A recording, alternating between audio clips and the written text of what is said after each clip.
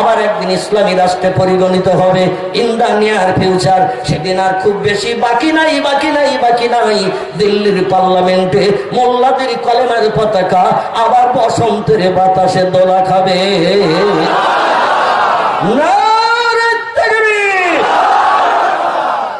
হিন্দু ভাইদের ঘরে রেকর্ড করা কীর্তি সন্তান তিনি বলছেন ইন দা নিয়ার ফিউচার, সেদিন আর খুব বেশি বাকি নাই। দিল্লির পার্লামেন্টে মুসলমানদের কলেমার পতাকা আবার বসন্তের বাতাসে দোলা খাবে। বর্তমান ভারতের জনসংখ্যার 5/1 মুসলিম আর 4/5 ভিন ধর্মাবলম্বী। সেখানে যদি হিন্দুর ছেলেরা মুসলমানদের মুখে হাসি ফোটানোর জন্য তথ্য দেয়, বাংলাদেশে 95% মুসলমান কিনা? বাংলাদেশে মুসলমানের সংখ্যা 95, 5% হলো ভিন ধর্মাবলম্বী। তাই এই দেশে কলেমার পতাকা আগে ওড়া উচিত ছিল কিনা? ঢাকার পার্লামেন্টে কলেমার পতাকা ভারতের আগে তোলা উচিত ছিল, কারণ যে দেশে 95% মুসলমান, এই মুসলমানদের দেশে আগে তো বসন্তের বাতাসে কলেমার পতাকা ঢাকার পার্লামেন্টে ওড়ার প্রয়োজন ছিল।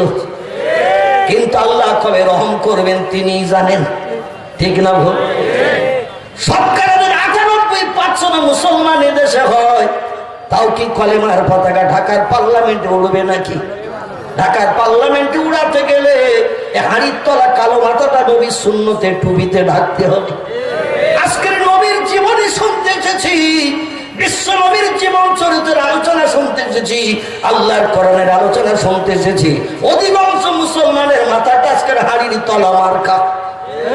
আমি তো অন্ধ নই, আজকের শুনবো নবীর জীবনী, শুনবো আল্লাহর কোরআনের কথা, মাথাটা যদি আজকের ঢেকে আসতে না পারলাম, এই হাড়ির তলা মার্কাওয়ালা মাথাদের মাধ্যম দিয়ে ঢাকার পার্লামেন্টে কলেমার পতাকা কোনদিন কি উড়বে নাকি? আল্লাহ বলছেন ও পৃথিবীর মানুষ, আমার নবী মুহাম্মদ রাসূলুল্লাহর জীবন বিধান, তার জীবন চরিত্র তোমরা তোমাদের জীবনের সঙ্গে প্রতিফলিত করো। আমার নবী যে কাজ করেনি, যে খাদ্য খায়নি, যে রাস্তায় চলেনি, যে কথা আমার নবী বলেনি, তা থেকে তোমরা দূরে সরে থাকো। আমার নবীর জীবন বিধান যখন তোমরা মেনে নেবে, আমার রহমত পৃথিবীতে বর্ষিত হতে আর দেরি হবে না। কথাটা ঠিক না ভুল? যদি বলেন হোয়াট ইজ দ্য গভর্নমেন্ট, আসলে একটুখানি নিয়ে যায় এখান থেকে 6000 কিলোমিটার দূর সোনার মদিনায় একটু যেতে আপনাদের আপত্তি আছে নাকি? কার কার ইচ্ছা আছে একটু হাত তোলেন তো দেখি।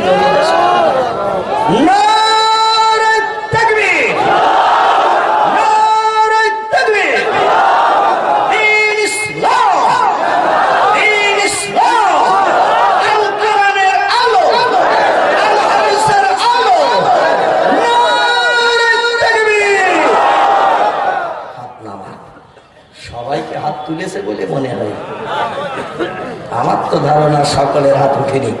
সলিমউদ্দিন সৈয়দ আব্দুল করিম তাড়াতাড়ি দিয়ে কাজ মিটিয়ে গেছে। কি ঠিক বললাম না ভুল বললাম? কারণ হুজুর হাত তুলতে বলেছে, চাচা দাদার সামনে আছে হাত তুলেছে, আমি আড়াল হয়ে গেছি, আমার আর হাত তোলার দরকার নাই। এখানে যদি একজন রাজনৈতিক নেতা, এমপি সাহেব বা এমন করে চেয়ারম্যান সাহেবটা আসতো, এসে যদি বলতো বহু মানুষের আনাগোনা হয়েছে আজকের, আর মানুষ কোরআন হাদিসের কথা শুনতে এসেছে, আমি বড় খুশি হলাম। বর্তমান রাজনৈতিক নেতা, এখন যত মানুষ আজকের এখানে এসেছে সবাইকে সরকারের অনুদান দেবো, মাথা পিছু 20,000 করে টাকা। কত? কোরআনের কথা হাদিসের কথা শুনতে যদি মানুষের চরিত্র ভালো হবে, হানাহানি মারামারি কাটাকাটি আর এলাকার মানুষ করবে না। আর আমারে পরিষদে যে আর মিটিং মিছিল করে শাস্তি শাস্তি দিতে হবে না।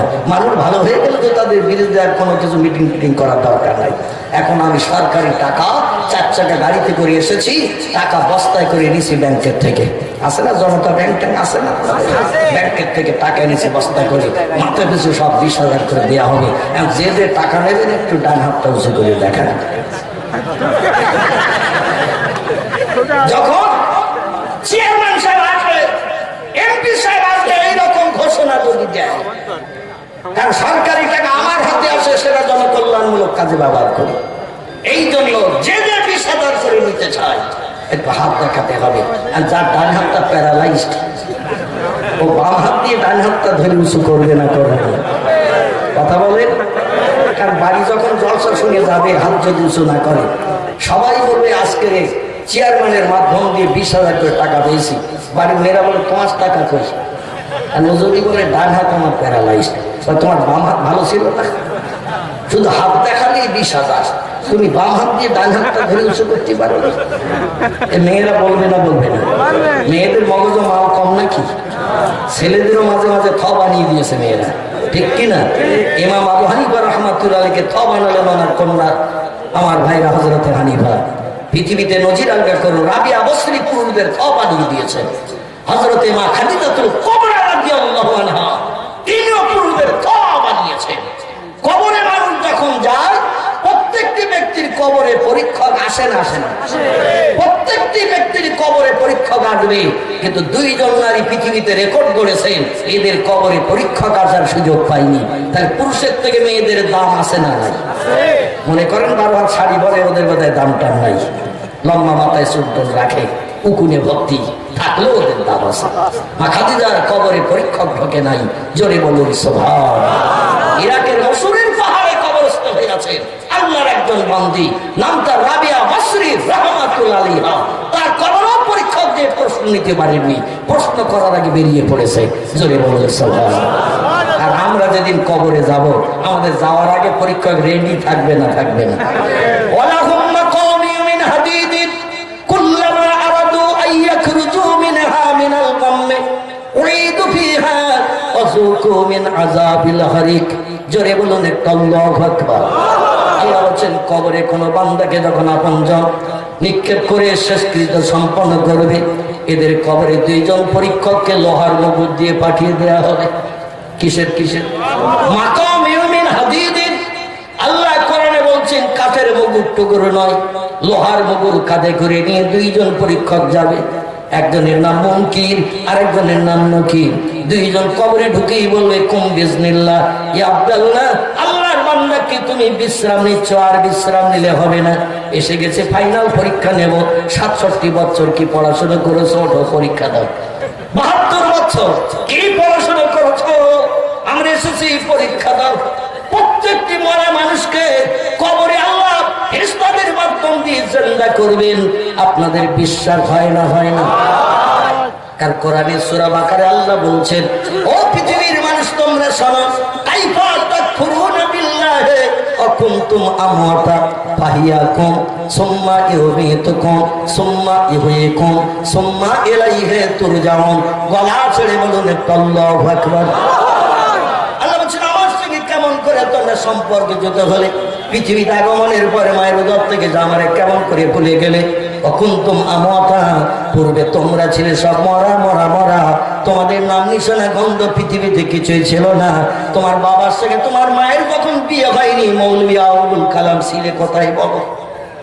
আমার আব্বার সঙ্গে আম্মার যখন বিয়ে হয়নি, আমি কোথায়? বিজ্ঞান ডাকো, দার্শনিক ডাকো, সাহিত্যিক ডাকো, ইঞ্জিনিয়ার ডাকো, ডাক্তার ডাকো, মাস্টার ডাকো, বুদ্ধিজীবী ডেকে বলো এই ছেলেটার সময় মেয়েটার বিয়ে দেওয়া হবে। বিয়ের পরে স্বামী স্ত্রী মিলনে কটা ছেলের কথা নিয়ে হবে? একটু বলে দাও অ্যাডভান্স। দাঁড়াবো কেউ? কারণ এদের এখনো বিয়ে হয়নি, বিয়ে হবে। বিয়ের পরে সংসার করবে, স্বামী স্ত্রীর মিলনে কটা ছেলে আর কটা মেয়ে হবে? কোন দুনিয়ার মানুষের পক্ষে বলা কি সম্ভব? আল্লাহ বলছেন, তোমরা যেটা জানো না আমি আল্লাহ সেটা, তোমরা যেটা দেখতে পাও না সেটা দেখতে পাই আমি, তোমরা যেটা শুনতে পাও না সেটা শুনতে পাই আমি, তোমরা যে কাজটা ত্বরান্বিত তাড়াতাড়ি করতে পারো না সে কাজটাও করতে পারি আমি আল্লাহ। কথাটা ঠিক না বল?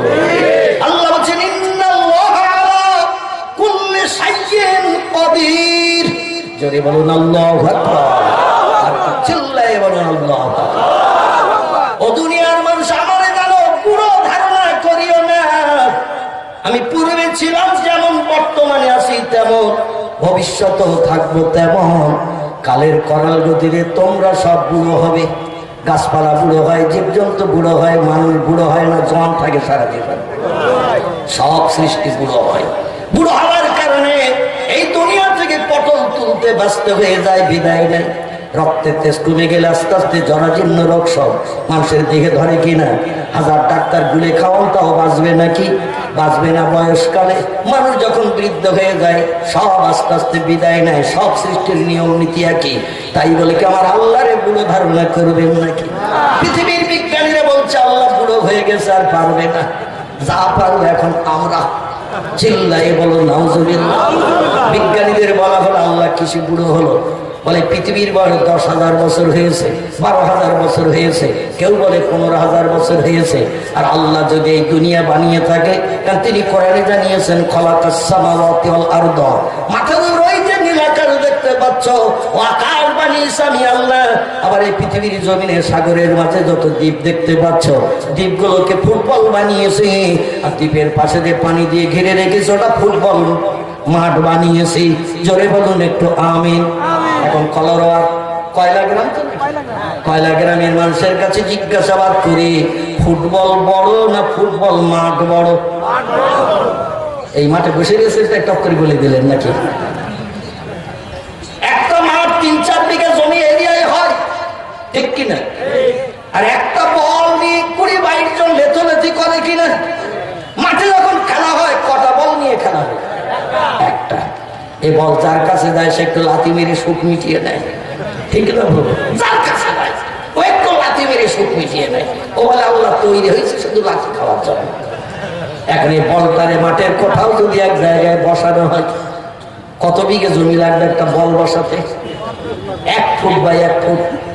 আর এই লম্বা চতুর্দিকে square foot, 1 foot by 1 foot জায়গা যদি দেওয়া হয়, একটা বল সুস্থভাবে বসানো যাবে না? যাবে না।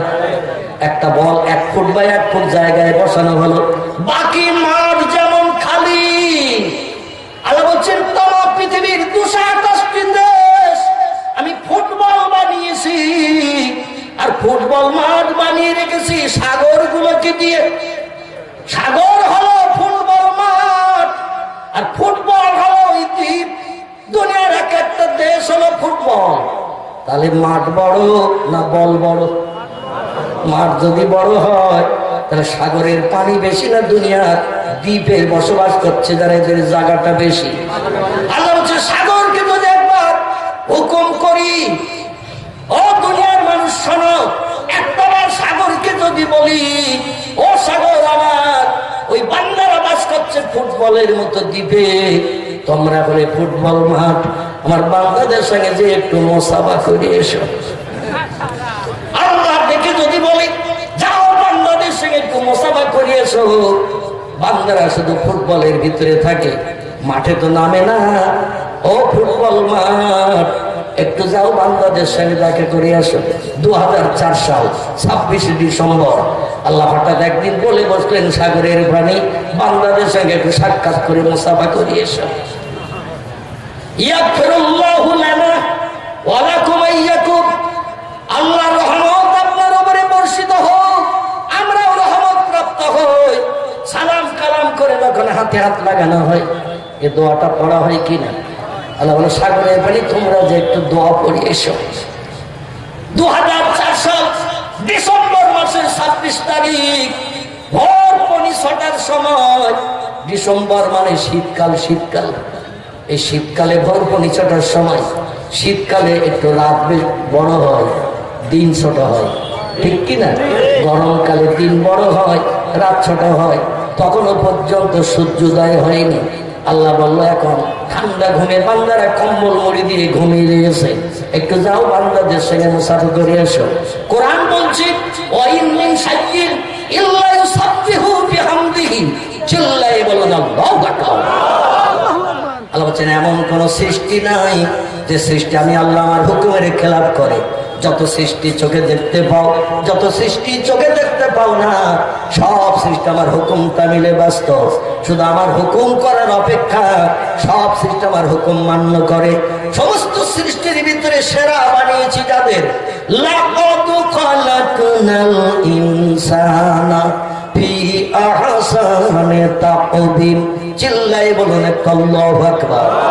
আল্লাহ বলছেন সমস্ত সৃষ্টির ভিতরে সেরা বানিয়েছে যাদের, এরা হলো মানুষ। মানুষ মানুষ মানুষ শুধু আমি আল্লাহ আমার নেয় না, আর যত সৃষ্টি আছে কেউ আমারে ভোলে না, আমার হুকুমের খেলাপ করে না। কোরআনের কথা সত্য।